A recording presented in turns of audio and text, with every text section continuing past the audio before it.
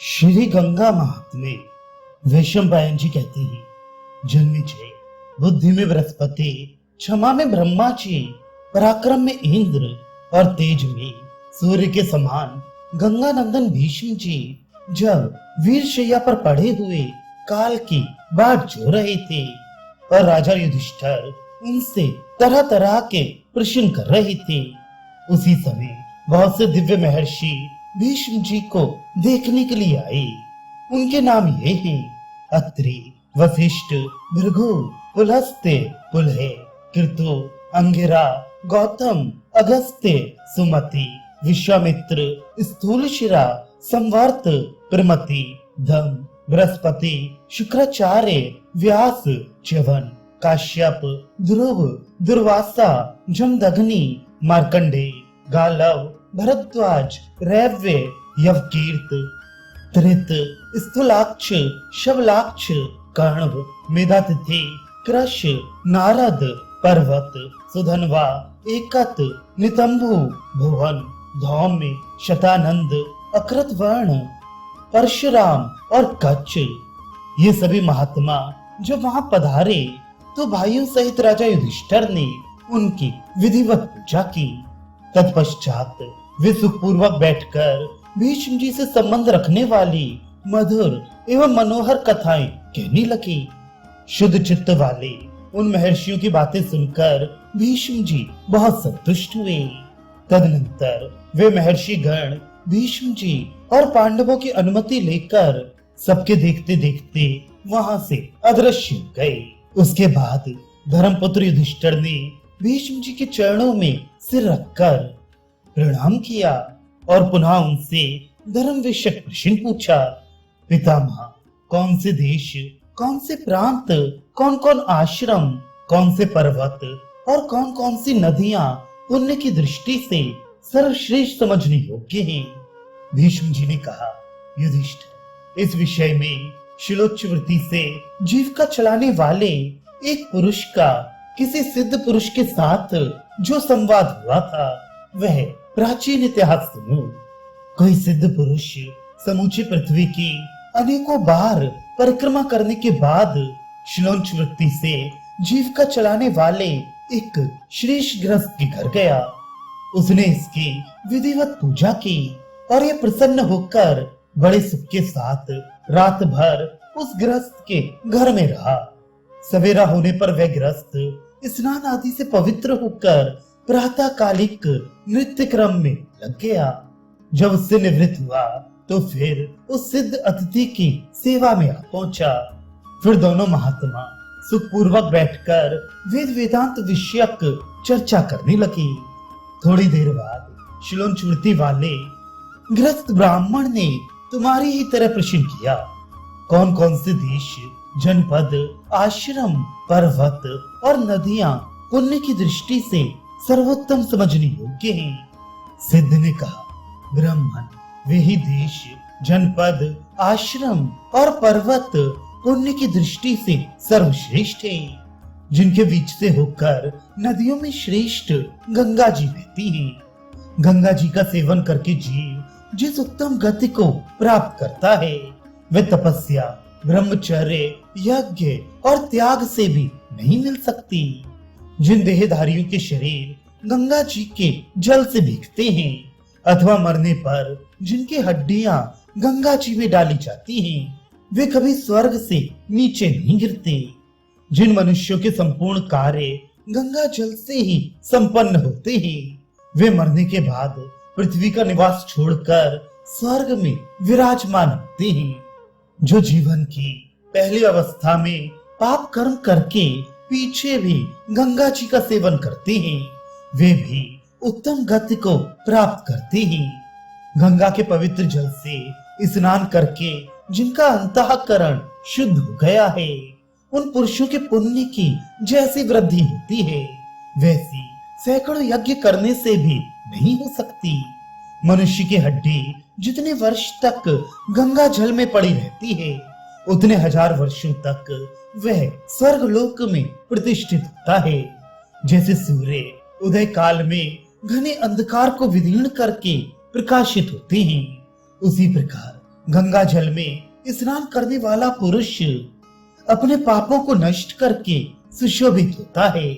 जो देश और दिशाएं गंगा जी के कल्याणमय जल से वंचित हैं, वे बिना चांदनी की रात और पुष्पहीन वृक्ष की भांति शोभा नहीं पाती। जैसे सूर्य के बिना आकाश की शोभा नहीं होती, उसी प्रकार गंगा से रहित देश और दिशाएं भी श्रीहीन जान पड़ती हैं। तीनों लोक में जो कोई प्राणी हैं, वे सभी गंगा के उत्तम जल से तर्पण करने पर अत्यंत तृप्त होते हैं।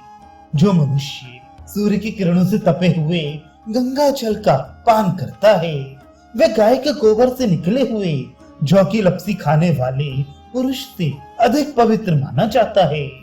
एक मनुष्य शरीर का शोधन करने वाले 1000 चांद्रायण व्रत का आचरण करे और दूसरा केवल गंगा जी के जल का पान करे, तो उन दोनों में शायद ही समानता हो। 1000 युगों तक एक पैर से खड़ा होकर तपस्या करने वाला पुरुष 1 महीने तक गंगा स्नान करने वाले पुरुष की बराबरी कर सकता है या नहीं, इसमें संदेह है। एक मनुष्य 10,000 योगों तक नीचे सिर करके वृक्ष में लटका रहे और दूसरा इच्छानुसार गंगा जी के तट पर निवास करे, तो पहले की अपेक्षा दूसरा ही श्रेष्ठ है। जैसे आग में डाली हुई रुई तुरंत जलकर भस्म हो जाती है, उसी तरह गंगा में गोता लगाने वाले मनुष्य के सारे पाप नष्ट हो जाते हैं। इस संसार में जो लोग दुखों से व्याकुल होकर अपने लिए कोई आश्रय ढूंढ रहे हैं, उन सबके लिए गंगा के समान दूसरा कोई सहारा नहीं है। जैसे गरुड़ के देखते ही संपूर्ण सर्पों के विष झड़ जाते हैं, उसी प्रकार गंगा जी के दर्शन मात्र से मनुष्य सब पापों से छुटकारा पा जाता है। जगत में जिनका कहीं आधार नहीं है तथा जिन्होंने धर्म की शरण नहीं ली है, उनका आधार उन्हें शरण देने वाले श्री गंगा जी ही है। वे ही उसका कल्याण करने वाली तथा वे ही कवच की भांति उसे सुरक्षित रखने वाली है। जो नीच अनेकों बड़े बड़े अशुभ पापों से ग्रस्त होकर नरक में पड़ने वाले हैं, वे भी यदि गंगा की शरण में आ जाते हैं तो ये मरने के बाद उनका उद्धार कर देती हैं। जो सदा गंगा में स्नान करने जाया करते हैं, वे निश्चय ही मुनियों तथा इंद्र आदि देवताओं के समान माने जाते हैं।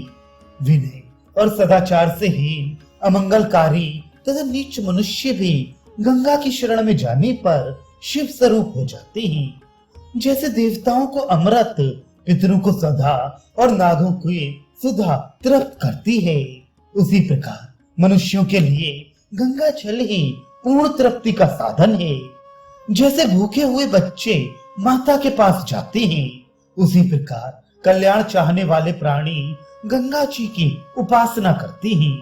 जैसे ब्रह्मलोक सब लोकों से श्रेष्ठ बताया जाता है, वैसे ही स्नान करने वाले पुरुषों के लिए गंगा ही सब नदियों में श्रेष्ठ कही गई है। जो मनुष्य गंगा के तीर की मिट्टी अपने मस्तक में लगाता है, वह अज्ञान अंधकार का नाश करने के लिए सूर्य के समान निर्मल स्वरूप धारण करता है। गंगा की तरंग मालाओं का चुम्बन करके बहने वाली वायु जब मनुष्य के शरीर का स्पर्श करती है, उसी समय वह उसके सारे पापों को नष्ट कर देती है। दुखों से संतप्त होकर मृत्यु की घड़ियां गिनने वाला मनुष्य भी यदि गंगा जी का दर्शन करे तो उसे इतनी प्रसन्नता होती है कि उसकी सारी पीड़ा तत्काल नष्ट हो जाती है। गंगा के तट पर निवास करने से जो सुख, जो आनंद मिलता है, वे स्वर्ग में रहकर संपूर्ण भोगों का अनुभव करने से भी नहीं मिल सकता। मन, वाणी और क्रिया द्वारा होने वाले पापों से ग्रस्त मनुष्य भी यदि गंगा जी का दर्शन करे तो वह परम पवित्र हो जाता है। इस विषय में मुझे तनिक भी संदेह नहीं है। गंगा जी का दर्शन, उनके जल का स्पर्श तथा उनके भीतर डुबकी लगाने से मनुष्य 7 पीढ़ी तक आगे होने वाली संतानों को और 7 पीढ़ी तथा उससे भी ऊपर के पितरों का उद्धार कर देता है। जो पुरुष गंगा जी का महात्म्य सुनता, उनके तट पर जाने की अभिलाषा करता, उनका दर्शन करता, जल पीता, स्पर्श करता तथा उनके भीतर गोते लगाता है, उसके दोनों कुलों का भगवती गंगा उद्धार कर देती है। गंगा जी अपने दर्शन, स्पर्श, जलपान तथा नाम कीर्तन मात्र से सैकड़ों और हजारों पापियों को तार देती है। जो पुरुष अपना जन्म, जीवन तथा अपनी विद्या को सफल करना चाहता हो, उसे गंगा के तट पर जाकर देवताओं और पितरों का तर्पण करना चाहिए। मनुष्य गंगा स्नान करके जिस अक्षय फल को प्राप्त करता है, वह पुत्र, धन तथा किसी क्रिया के द्वारा नहीं मिल सकता। जो शक्ति रहते हुए भी पवित्र जल वाली कल्याणमयी गंगा का दर्शन नहीं करते, वे जन्म के अंधे, लुंजे और मुर्दे के समान हैं। भूत, वर्तमान और भविष्य के ज्ञाता महर्षि तथा इंद्र आदि देवता भी जिनकी उपासना करते हैं, और विद्वान ब्रह्मचारी, गृहस्थ, वानप्रस्थ तथा सन्यासी भी जिनकी शरण लेते हैं, ऐसी गंगा जी का कौन मनुष्य आश्रय न लेगा। जो मनुष्य प्राण निकलते समय मन ही मन गंगा जी का स्मरण करता है, उसे परम गति की प्राप्ति होती है। जो जीवन पर्यंत गंगा की उपासना करता है, उसे भय देने वाले पापों से तनिक भी भय नहीं होता। आकाश से गिरती हुई जिन परम पवित्र गंगा जी को भगवान शंकर ने अपने सिर पर धारण किया तथा जिन्होंने 3 निर्मल मार्गों से प्रवाहित होकर तीनों लोकों की शोभा बढ़ाई है, उनके जल का सेवन करने वाला मनुष्य कृतार्थ हो जाता है। गंगा जी में भक्ति रखने वाले पुरुष को माता, पिता, पुत्र, स्त्री और धन का वियोग होने से भी उतना दुख नहीं होता जितना गंगा के बिछुओं से होता है। गंगा जी के दर्शन से जितनी प्रसन्नता होती है, उतनी वन में भ्रमण करने, अभीष्ट विषयों को भोगने तथा पुत्र और धन पाने से भी नहीं होती। जो गंगा जी में श्रद्धा रखता, उन्हीं में मन लगाता, उन्हीं के पास रहता, उन्हीं का आश्रय लेता तथा भक्ति पूर्वक उन्हीं का अनुसरण करता है, वह भगवती भागीरथी का प्रिय होता है। पृथ्वी, आकाश तथा स्वर्ग में रहने वाले छोटे बड़े सभी प्राणियों को सदा गंगा जी में स्नान करना चाहिए। यही सत्पुरुषों का सबसे उत्तम कार्य है। आकाश, स्वर्ग, पृथ्वी, दिशा और विदिशाओं में भी जिनकी ख्याति फैली हुई है, सरताओं में श्रेष्ठ उन भगवती भागीरथी के जल का सेवन करके सभी मनुष्य कृतार्थ हो जाते हैं। जो दूसरे मनुष्यों को ये गंगा जी हैं ऐसा कहकर उनका दर्शन कराता है, उनके लिए भगवती भागीरथी ही प्रतिष्ठा, अक्षय पद प्रदान करने वाली है। वे कार्तिकेय और स्वर्ण को अपने गर्भ में धारण करने वाली, पवित्र जल की धारा बहाने वाली और पाप दूर करने वाली हैं। वे आकाश से पृथ्वी पर उतरी हुई हैं। उनका जल संपूर्ण जगत के लिए पेय है। उनमें प्रातः काल स्नान करने से धर्म, अर्थ, काम तीनों वर्गों की सिद्धि होती है। गंगा जी गिरिराज हिमालय की कन्या, भगवान शंकर की पत्नी तथा स्वर्ग और पृथ्वी की शोभा है। वे भूमंडल पर निवास करने वाले प्राणियों का कल्याण करने वाली, परम सौभाग्यवती तथा तीनों लोकों को पुण्य प्रदान करने वाली ही। श्री भागीरथी मधु का स्रोत एवं पवित्र जल की धारा बहाती है। जलते हुए घी की ज्वाला के समान उनका प्रकाश है। वे अपने भीतर स्नान, संध्या आदि करने वाले ब्राह्मणों और उत्ताल तरंगों के द्वारा सुशोभित होती हैं। वे सबसे पहले स्वर्ग लोक से नीचे की ओर चली। उस समय भगवान शंकर ने उन्हें अपने सिर पर धारण किया। फिर हिमालय पर्वत पर आकर वहां से वे इस पृथ्वी पर उतरी हैं। श्री गंगा जी स्वर्ग की जन्मी हैं, सबका कारण, सबसे श्रेष्ठ, रजोगुण से रहित, अत्यंत सूक्ष्म, मरे हुए प्राणियों के लिए सुखद शैया, पवित्र जल का स्रोत बहाने वाली, यश देने वाली, जगत की रक्षा करने वाली, सत्स्वरूपा तथा सिद्ध गणों की अभीष्ट देवी भगवती गंगा अपने भीतर स्नान करने वालों के लिए स्वर्ग का मार्ग बन जाती है। क्षमा, रक्षा तथा धारण करने में पृथ्वी के समान और तेज में अग्नि तथा सूर्य के समान शोभा पाने वाली गंगा जी स्वामी कार्तिकेय की माननीय माता है और ब्राह्मण जाति पर अनुग्रह करने के कारण ब्राह्मण भी उनका सदा सम्मान करते हैं। ऋषियों के द्वारा जिनकी स्तुति होती है, जो भगवान विष्णु के चरणों से उत्पन्न अत्यंत प्राचीन तथा परम पावन जल से भरी हुई है, उन भगवती भागीरथी की मन से भी शरण लेने वाले मनुष्य ब्रह्म धाम को प्राप्त होती हैं। जैसे माता अपने पुत्रों को स्नेह भरी दृष्टि से देखती है, वैसे ही गंगा जी सर्वात्म भाव से अपने आश्रय में आए हुए प्राणियों को कृपा दृष्टि से देखकर उन्हें सर्वगुण संपन्न लोक प्रदान करती है। इसलिए जो ब्रह्मलोक को प्राप्त करने की इच्छा रखते हैं, उन्हें अपने मन को वश में करके सदा मार्ग भाव से गंगा जी की उपासना करनी चाहिए, जो अमृतमयी दूध देने वाले गौ के समान सबको पुष्ट करने वाली, सब कुछ देखने वाली, संपूर्ण जगत के उपयोग में आने वाली, अन्न देने वाली तथा पर्वतों को धारण करने वाली है। श्रेष्ठ पुरुष जिनका आश्रय लेते हैं और जिन्हें ब्रह्मा जी भी प्राप्त करना चाहते हैं, उन भगवती गंगा जी का मोक्षाभिलाषी पुरुषों को अवश्य आश्रय लेना चाहिए। राजा भगीरथ अपनी उग्र तपस्या से भगवान शंकर सहित संपूर्ण देवताओं को प्रसन्न करके गंगा जी को इस पृथ्वी पर ले आए। उनकी शरण जाने से मनुष्य को इस लोक और परलोक में भय नहीं रहता। ब्राह्मण, मैंने अपनी बुद्धि से सोचकर यहाँ गंगा जी के गुणों का एक अंश बतलाया है। मुझ में इतनी शक्ति नहीं है कि मैं उनके संपूर्ण गुणों का वर्णन कर सकूं।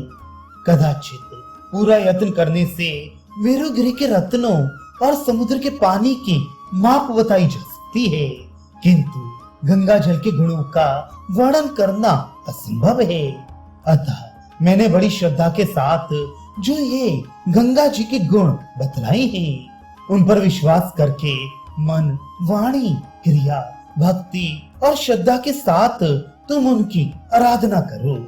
इससे तुम बहुत शीघ्र दुर्लभ सिद्धि प्राप्त कर और तीनों लोकों में अपने यश का विस्तार कर गंगा जी की सेवा से प्राप्त हुए अभीष्ट लोकों में इच्छानुसार विचरोगे। महान प्रभाव वाली भगवती भागीरथी तुम्हारी और मेरी बुद्धि को सदा स्वधर्मानुकूल गुणों से युक्त करे। श्री गंगा जी बड़ी भक्त वत्सला हैं, वे संसार में अपने भक्तों को सुखी बनाती हैं।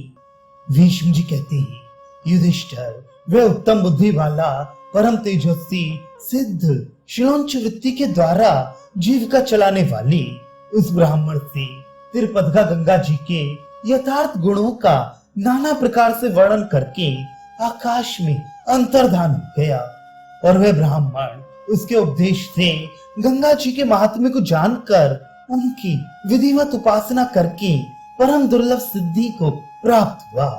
कुंती नंदन, इसी प्रकार तुम भी पराभक्ति के साथ सदा गंगा जी की उपासना करो, इससे तुम्हें उत्तम सिद्धि प्राप्त होगी। वैशंपायन जी कहते हैं, जन्मेजय भीष्म जी के द्वारा कहे हुए श्री गंगा जी की स्तुति से युक्त इस इतिहास को सुनकर भाइयों सहित राजा युधिष्ठिर को बड़ी प्रसन्नता हुई। गंगा के स्तवन से युक्त इस पवित्र इतिहास का जो श्रवण या पाठ करेगा, वह सब पापों से मुक्त हो जाएगा।